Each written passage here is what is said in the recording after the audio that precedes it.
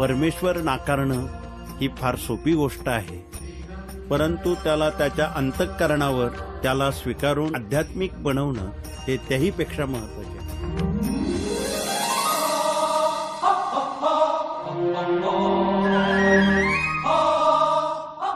भिवू नका, मी तुमच्या पाठीशी आहे.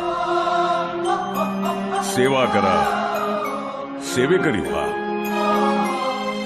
माणूस जपा, माणूस शिका, कारण परमेश्वरा माणसातच आहे शेवटी. तथास्तु.